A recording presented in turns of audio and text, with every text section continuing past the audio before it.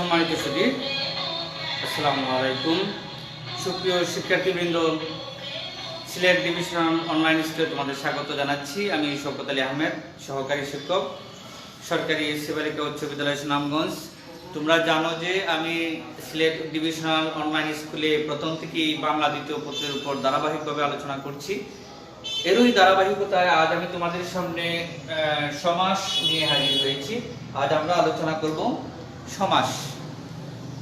সমাস চ্যাপ্টারটা বেশ বড়, তোমরা জানো। তো আমরা কয়েকটা ক্লাসে ওই চ্যাপ্টারটা পুরোটা শেষ করার চেষ্টা করব। আজ চেষ্টা করব যতটুকু পারি আলোচনা করার। তো চলো আমরা কথা না বাড়িয়ে সোজা ক্লাসে চলে যাই। আজ আমরা আলোচনা করব সমাস। সম্মানিত সুধী, যারা দেখছেন কমেন্টস করে জানাবেন যে দেখা যাচ্ছে কিনা অথবা শোনা যাচ্ছে কিনা। তো সমাস এর সংজ্ঞাটা প্রথমে আমরা দাঁড় করাই। সমাস কি? সমাস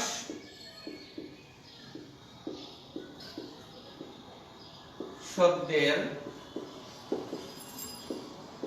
অর্থ হচ্ছে সংক্ষেপণ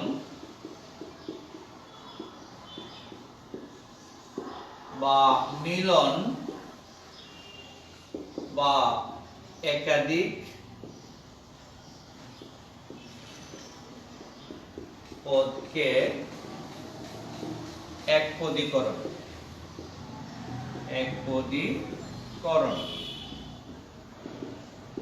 অর্থাৎ সমাসের সংজ্ঞাটা যদি আমরা দাঁড় করাই তাহলে আমরা এভাবে বলতে পারি, অর্থাৎ একাধিক পদকে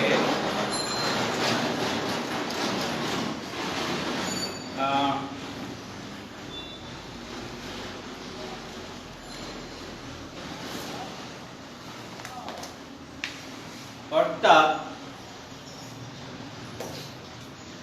আমরা বলতে পারি অর্থ সম্বন্ধ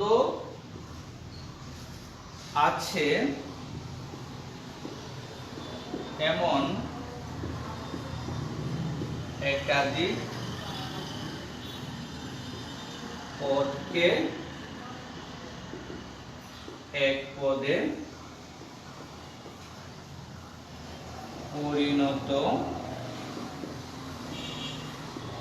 করার নাম সমাস।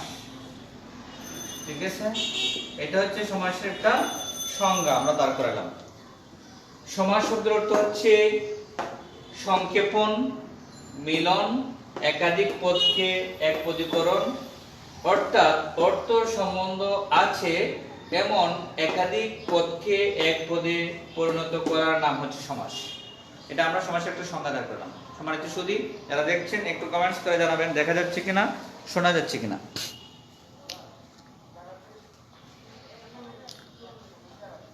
ওকে, এটা হচ্ছে সমাসের সংজ্ঞাটা আমরা দাঁড় করালাম। এবার আমরা যদি একটা উদাহরণ দিই, আমরা একটা উদাহরণ টেনে নিয়ে আসবো, তারপর উদাহরণ থেকে এটা দেখাবো বিভাজন, মানে সমাসের বেশ বাক্যের বা সমস্ত পদের কোন অংশটাকে কি বলে, এরকম একটা বিভাজন আমরা দেখাবো, যেগুলো তোমাদের এসএসসি বা 9 10 এর অবজেক্টিভ পরীক্ষায় তোমাদের থাকে। আমি এটা মুছে দিলাম।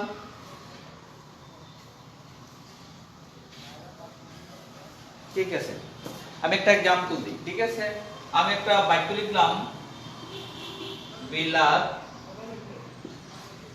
থেকে,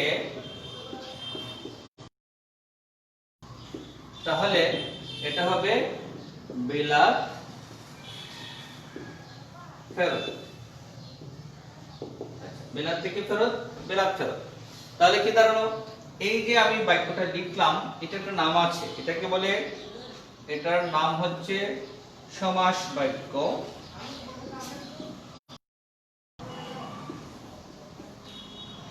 এটার আরেকটা নাম আছে বেশ বাক্য। এটার আরেকটা নাম আছে বিগ্রহ বাক্য। তো কেন আমি এগুলো লিখলাম? কারণ তোমাদের পরীক্ষায় অনেক সময় ঘুরিয়ে পিছিয়ে প্রশ্ন থাকতে পারে যে নিচের কোনটি বিগ্রহ বাক্য। ঠিক আছে, তাহলে এই বিগ্রহ বাক্য বা সমাস বাক্য, বেশ বাক্য, এটার যে তিনটা নাম আছে এটা তো আমাদের জানা থাকতে হবে। আদারওয়াইজ তো আমি বুঝতে পারবো না কোনটা সমাস বাক্য, বেশ বাক্য, বিগ্রহ বাক্য। এটা হচ্ছে অবজেক্টিভ হিসাবে যে কোনো ভাবে প্রশ্ন হতে পারে। এখানে দেখো তিনটা পদ আছে। কয়টা পদ আছে? তিনটা পদ। বিলাত থেকে ফেরত, এখানে তিনটা পদ আছে। প্রত্যেকটা পদকে বলা হয়, এখানে প্রত্যেকটা পদের নাম আছে, প্রত্যেকটা পদকে বলা হয় সমস্যমান পদ। এখানে যে তিনটা পদ আছে, এই তিনটা পদের প্রত্যেকটা পদকে বলা হয় সমস্যমান পদ। সমস্যমান পদ, ঠিক আছে? এখানে প্রতিটি পদই হচ্ছে সমস্যমান পদ। এখানে দেখো এই যে আমি ব্যাস বাক্য থেকে একটা পদ পেলাম, ওই আমরা যে সংজ্ঞায় যেটা বলেছিলাম সংক্ষেপণ, মিলন বা একাধিক পদকে এক পদীকরণ, আমরা যেটা একটা পেলাম নতুন শব্দ, এটার নাম হচ্ছে সমস্ত পদ। এটাকে কি বলা হয়? সমস্ত পদ। ওকে, এটা কি বলা হয়? সমস্ত পদ। দেখুন সমস্ত পদের দুইটা অংশ আছে। প্রথম অংশটার একটা নাম আছে বিলাত ফেরত। এই যে বিলাত, এই পদটাকে বলা হয় পূর্বপদ, এটার নাম হচ্ছে পূর্বপদ। আর এই যে পরের পদটা, এটার নাম হচ্ছে, এটার একটা নাম আছে, এটাকে বলা হয় পরপদ। পরপদ বা উত্তরপদ, পরপদ বা উত্তরপদ। এই যে আমরা একটা মানে অ্যানালাইসিস করলাম, এখান থেকে কিন্তু অবজেক্টিভ হিসেবে পরীক্ষা থাকে, তাই আমি এটা একটু লিখলাম। তাহলে দেখো আমরা কি বলবো, এটা হচ্ছে একটা ব্যাস বাক্য, এটার আরেকটা নাম হচ্ছে সমাস বাক্য বা বিগ্রহ বাক্য। এখানে যে আমরা দুইটা পদ পেলাম, প্রথম পদটাকে বলা হয় পূর্বপদ, পরের পদটাকে বলা হয় পরপদ বা উত্তরপদ, আর এটার নাম হচ্ছে সমস্ত পদ। এখানে যে তিনটা পদ আছে, প্রত্যেকটি পদকে বলা হয় সমস্যমান পদ। ঠিক আছে, 30 সেকেন্ড দেখে নাও, তারপর আমরা মুছে দেব।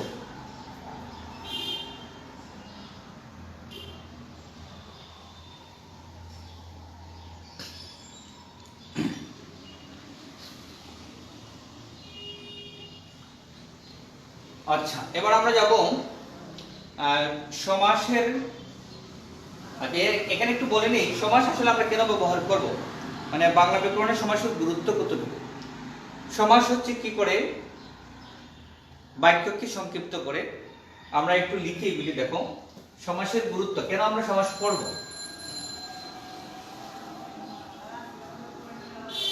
সমাসের গুরুত্ব অথবা সমাসের প্রয়োজনীয়তা। সমাসের প্রয়োজনীয়তা, কেন আমরা এটা পড়ব, পড়া দরকার কি? নাম্বার 1, সমাস হচ্ছে কি? বাক্যকে সংক্ষিপ্ত করে। বাক্যকে সংক্ষিপ্ত করে। কিভাবে বাক্যকে সংক্ষিপ্ত করে আমরা দেখালাম একটু আগে, বাক্যকে সংক্ষিপ্ত করে। নাম্বার 2 হচ্ছে শ্রুতি মধুর করে, শুনতে ভালো লাগে, শ্রুতি মধুর করে। শ্রুতি মধুর করে, কিভাবে শ্রুতি মধুর করে একটা एग्जांपल দেই। ধরো আমি বললাম, আমি আজ সকালে ঢাকা থেকে রেল লাইন দিয়ে চলে যে গাড়ি, সেই গাড়ি দিয়ে আমি সিলেট এসেছি। তাহলে বাক্যটা কেমন শোনায়? একটু অদ্ভুত, একটু হাস্যকর, একটু অনেক লম্বা। কিন্তু আমি যদি এমন ভাবে বলি বাক্যটা, আমি আজ সকালে ঢাকা থেকে রেলগাড়ি দিয়ে সিলেট এসেছি, তাহলে রেল লাইন দিয়ে চলে যে গাড়ি, এটা হচ্ছে একটা ব্যাস বাক্য। এটা সমস্ত পদ হবে রেলগাড়ি। রেল লাইন দিয়ে চলে যে গাড়ি, এটা শুনতেও মানে অদ্ভুত লাগে, একটু লম্বা, আর হচ্ছে এটা বাস। তাহলে কি করে বাক্যকে সংক্ষিপ্ত করে, ওই যে রেল লাইন দিয়ে চলে যে গাড়ি, এটাকে সংক্ষিপ্ত করলো। শ্রুতি মধুর করে, শুনতে ভালো লাগে। তারপরে হচ্ছে নতুন নতুন শব্দ তৈরি করে, ঠিক আছে, নতুন শব্দ তৈরি করে। তারপর কি আরেকটা লিখতে পারি, সময় বাঁচায়, মানে হচ্ছে সময় বাঁচায়। এটাকে আমরা কি লিখবো? সময় লাঘব করে, সময় লাঘব করে। এই আমরা চারটা প্রয়োজনীয়তা পেলাম, মানে সমাসের প্রয়োজনীয়তা। কেন আমরা সমাস পড়ব? ভাষা তো আসলে চর্চার ফলেই ভাষা সমৃদ্ধ হয়। যে ভাষা যত বেশি চর্চা হবে, সে ভাষা তত বেশি সমৃদ্ধ হয়, তত শক্তিশালী হয়। তাহলে ভাষা সমাসের প্রয়োজনীয়তাটা কি? বাক্যকে সংক্ষিপ্ত করে, শ্রুতি মধুর করে, নতুন শব্দ তৈরি করে, সময় লাঘব করে। 30 সেকেন্ড সময় দিলাম, তারপরে মুছে দেব।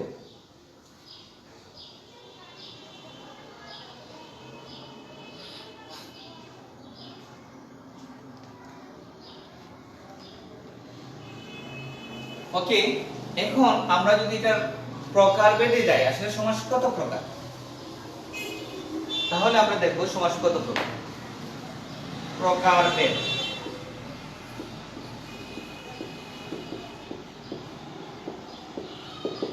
নাম্বার 1 আমরা 1 নম্বরে বলতে পারি দ্বন্দ্ব সমাস।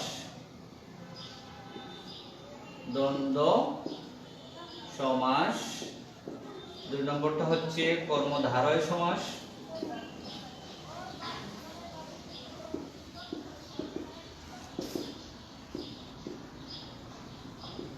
তারপর হচ্ছে 3 নম্বর হচ্ছে তৎপুরুষ সমাস। তৎপুরুষ সমাস। 4 নম্বর হচ্ছে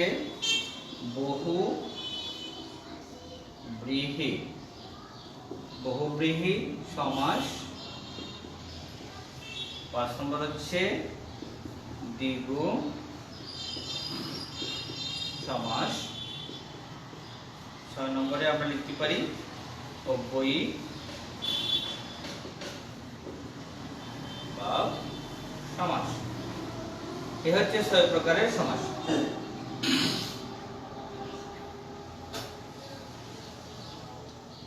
ঠিক আছে, তাহলে সমাসের প্রকারভেদ, সমাসকে আমরা 6 ভাগে ভাগ করতে পারি, বা সমাস 6 প্রকার। একটা হচ্ছে দ্বন্দ্ব সমাস, কর্মধারয় সমাস, তৎপুরুষ সমাস, বহুব্রীহি সমাস, দ্বিগু সমাস, অব্যয়ীভাব সমাস। এই 6 প্রকারের সমাস আমরা পেলাম।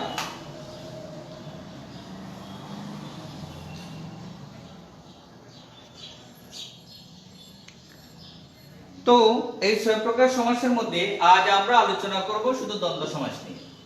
ঠিক আছে, তো আমি এখানে মুছে দিচ্ছি।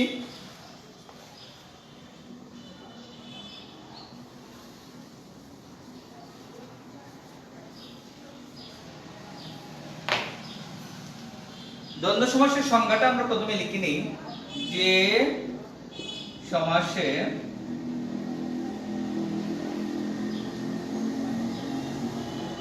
সমসমান পদের প্রত্যেকটির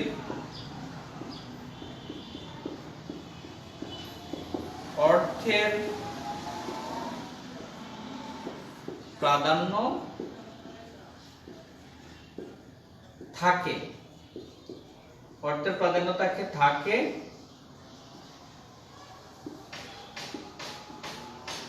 দ্বন্দ্ব সমাস বলে। তাহলে কি বলেছে দেখো, দ্বন্দ্ব সমাস হচ্ছে দ্বন্দ্ব সমাস, যে সমাসে সমসমান পদের প্রত্যেকটির অর্থের প্রাধান্য থাকে তাকে দ্বন্দ্ব সমাস বলে। তো দ্বন্দ্ব সমাসটি কিভাবে গঠিত হয়, গঠনটা আমরা লিখছি। 30 সেকেন্ড দেখে নাও, তারপর মুছে দেব। গঠন কিভাবে গঠিত হয়, তারপরে আমরা এক্সাম্পলে যাব, তাহলে ক্লিয়ার হয়ে যাবে। নেক্সট ক্লাসে আমরা পরবর্তীগুলো নিয়ে আলোচনা করব। ঠিক আছে,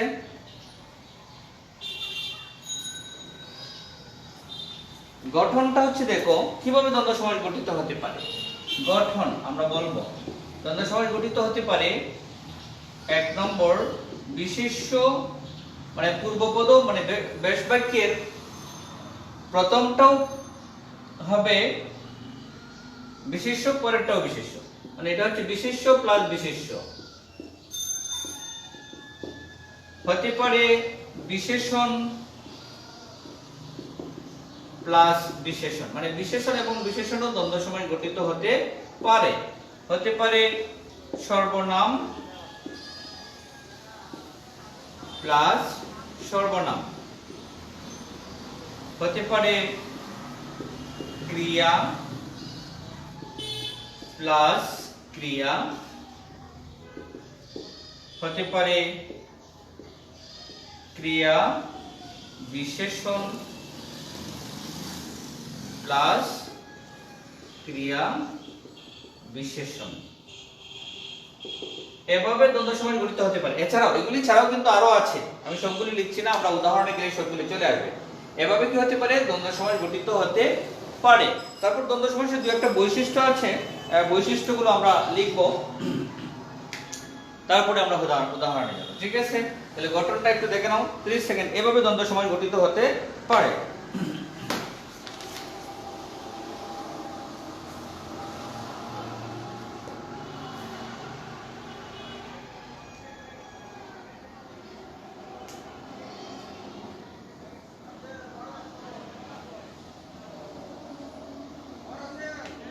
আচ্ছা, এবার আমরা যাই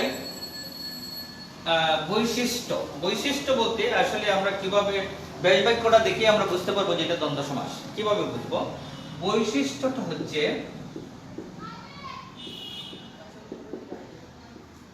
নাম্বার 1, ব্যাস বাক্যে ও এবং আর এই তিনটি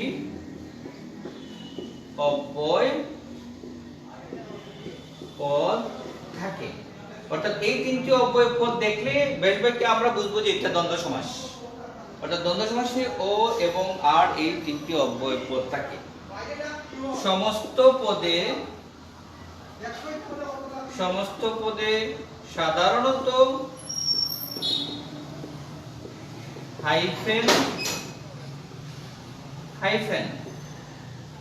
থাকে। এই দুইটা বৈশিষ্ট্য আমরা দ্বন্দ্ব সমাস থেকে খুঁজে বের করতে পারি। ঠিক আছে সম্মানিত সুপ্রিয় শিক্ষার্থীবৃন্দ, আশা করি বুঝতে পারছো। আমি এবার উদাহরণে যাই, উদাহরণে গেলে বিষয়টা আরো ক্লিয়ার হয়ে যাবে। মুছে দিচ্ছি, 30 সেকেন্ড দেখে নাও।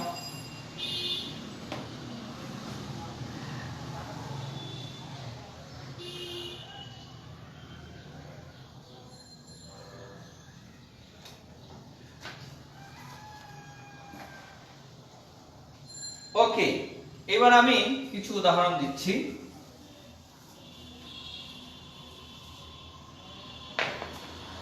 যেমন ধরো তোমাদের বইয়ে আছে সমাসের চ্যাপ্টারে, আমরা 1 নম্বরে বলি মিলনার্থক, মানে আমরা একটা একটা করে উদাহরণ দেব। যেমন ধরো মিলনার্থক শব্দ যুগে দ্বন্দ্ব সমাস। মিলনার্থক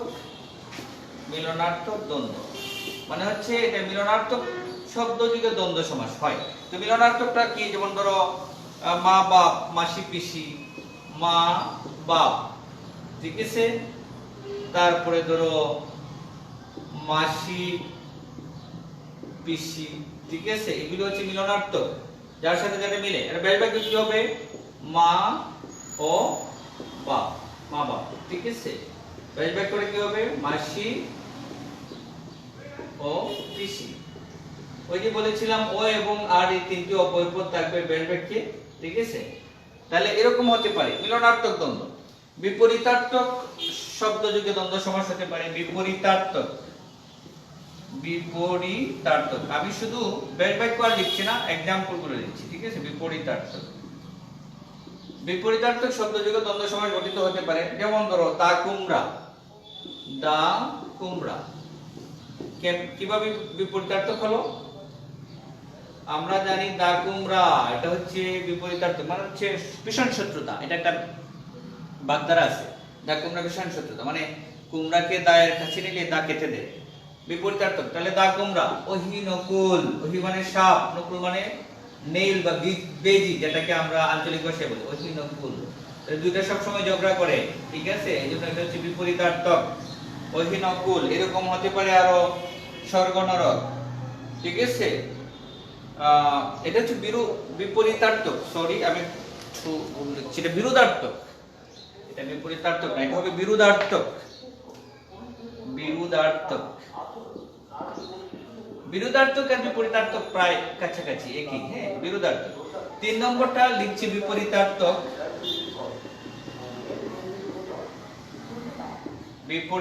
বিপরীতার্থক হচ্ছে ওই যে বিপরীত শব্দ, যেমন ধরো আয় ব্যয় জমা খরচ, এগুলো হচ্ছে বিপরীতার্থক।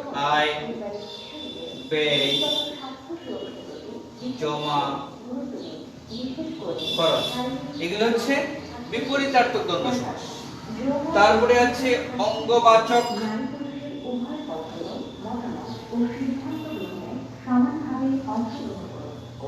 অঙ্গবাচক দ্বন্দ্ব সমাস।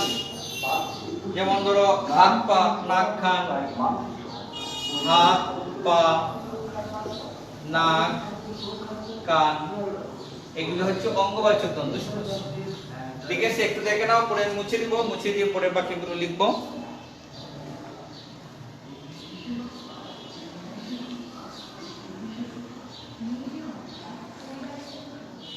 ওকে, আমার ক্লাসটা 5 মিনিট কন্টিনিউ করব, এরপরে আরেকজন স্যার আছেন, তো আমি মুছে দিচ্ছি।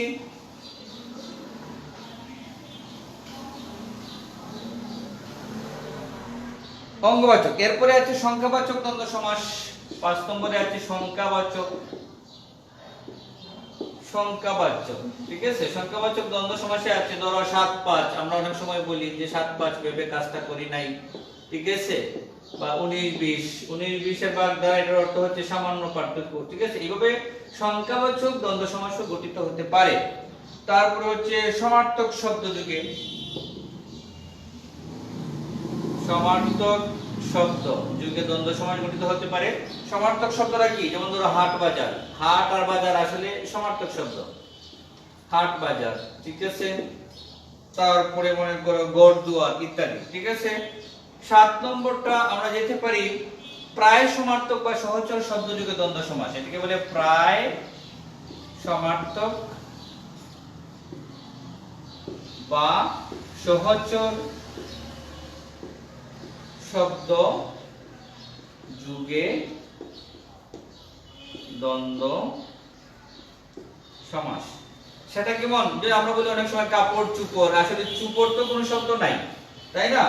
কিন্তু যেহেতু এটা ওই যে হ্যাঁ আমরা কাপড়ের সাথে বলি, তাই এটা প্রায় সমার্থক বা সহচর শব্দ যুগে কাপড় চুপড়, ঠিক আছে। এরকম আমরা অনেক সময় বলি, যেমন ধরো কাপড় চুপড়, তারপর বলি যে চাটা, ঠিক আছে। এগুলো হচ্ছে প্রায় সমার্থক বা সহচর শব্দ যুগে দ্বন্দ্ব সমাস। 8 নম্বর আমরা বলতে পারি সর্বনাম যুগে। ওই যে বলেছিলাম আমি সর্বনাম যুগে, যেমন যা তা যে সে যথা তথা, এগুলি যা তা যে সে যথা তথা, এগুলো হচ্ছে সর্বনাম যুগে দ্বন্দ্ব সমাস। মুছে দিলাম। তারপরে আমরা লিখতে পারি ক্রিয়া যুগে। 9 নম্বরটা লিখতে পারি আমরা ক্রিয়া যুগে দ্বন্দ্ব সমাস। ক্রিয়া যুগে বা ক্রিয়া যুগে দ্বন্দ্ব সমাস। যেমন ধরো দেখাশোনা, ঠিক আছে, যাওয়া আসা চলাফেরা ইত্যাদি। দুটো ক্রিয়া বিশেষণ। আবার ক্রিয়া বিশেষণ যুগে, ক্রিয়া বিশেষণটা তো তোমাদের জানা আছে, তাই না? বিশেষণ, ক্রিয়া বিশেষণ যুগে যেমন ধরো ধীরে সুস্থে, এটা হচ্ছে ক্রিয়া বিশেষণ। ধীরে সুস্থে, যেমন ধীরে সুস্থে চলো, ঠিক আছে, ধীরে সুস্থে, এটা হচ্ছে তোমার ক্রিয়া বিশেষণ। আগে পাছে, এমন, হ্যাঁ, আগে পাছে, এটা হচ্ছে ক্রিয়া বিশেষণ যুগে। আবার হতে পারে দুটো বিশেষণ যুগে। দুটো বিশেষণ যুগে দ্বন্দ্ব সমাস গঠিত হতে পারে।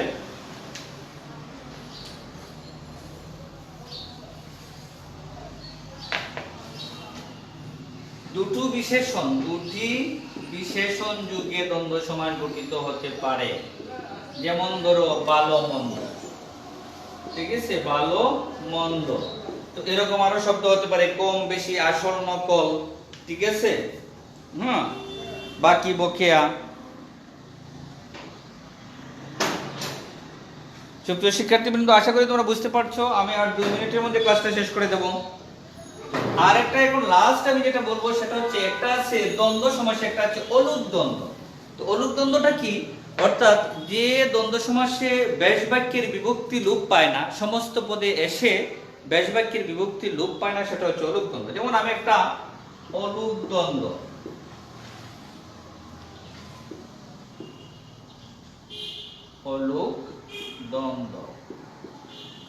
অলুক দ্বন্দ্বটা হচ্ছে ধরো আমি লিখলাম দুধে দুধে ভাতে, দুধে ও ভাতে, দুধে ও ভাতে, তাহলে এটা সমস্ত পদ হবে দুধে ভাতে। তাহলে দুধে ভাতে বলে, দুধে বললে এখানে একটা বিভক্তি আছে এ, ভাতে বললে এখানে একটা বিভক্তি আছে এ, সমস্ত পদে এসেও কিন্তু বিভক্তিটা থেকে যাচ্ছে, অর্থাৎ লুপ্ত হয় নাই। তাহলে এটা সংখ্যাটা হচ্ছে যে দ্বন্দ্ব সমাসে ব্যাস বাক্যের বিভক্তি পদে এসেও লোপ পায় না, বিভক্তিটা থেকে যায়, সেটাকে বলা হয় অলুপ দ্বন্দ্ব। এরকম আরো হতে পারে, ধরো দেশে বিদেশে, জলে স্থলে, হাতে কলমে ইত্যাদি। আরেকটা আছে লাস্ট তোমাদের যেটা আছে, এটা হচ্ছে বহুপদী দ্বন্দ্ব। এটা মানে বাংলা ভাষায় ব্যবহার খুব কম, তারপরেও আমাদের জানা থাকতে হবে বহুপদী দ্বন্দ্ব। তো বহুপদী দ্বন্দ্ব সমাসটা হচ্ছে মানে একাধিক পদ মিলে একটা সমাস গঠিত হলে, সমাসবদ্ধ পদ গঠিত হলে এটাকে বলা হয় বহুপদী দ্বন্দ্ব সমাস। যেমন আমরা একটা উদাহরণ দেই, সাহেব বিবি গোলাম। ঠিক আছে, তাহলে এটা হচ্ছে একটা বহুপদী দ্বন্দ্ব সমাস, সাহেব বিবি গোলাম। তো এটা সাহেব বিবি ও গোলাম, যদি আমরা বলি সাহেব বিবি ও গোলাম, তাহলে এটা সমস্ত পদেও হবে সাহেব বিবি গোলাম, ওই যে শুধু অটা বাদ যাবে। তাহলে কি হচ্ছে, এটা এই যে বহুপদী দ্বন্দ্ব, বহু পদ মিলে একাধিক পদ, দুইয়ের অধিক পদ মিলে যদি একটা দ্বন্দ্ব সমাস গঠিত হয়, সেটাকে বলা হয় বহুপদী দ্বন্দ্ব সমাস। তো সুপ্রিয় শিক্ষার্থীবৃন্দ, আজ আমি তোমাদের সমাস নিয়ে আলোচনা করলাম। সমাসের ক্লাসের আজকে প্রথম পর্ব, দ্বন্দ্ব সমাসটা শেষ করে দিলাম। তো নেক্সট কোন ক্লাসে তোমাদের বাকিগুলো নিয়ে আমি উপস্থিত হব তোমাদের সামনে ধারাবাহিকভাবে।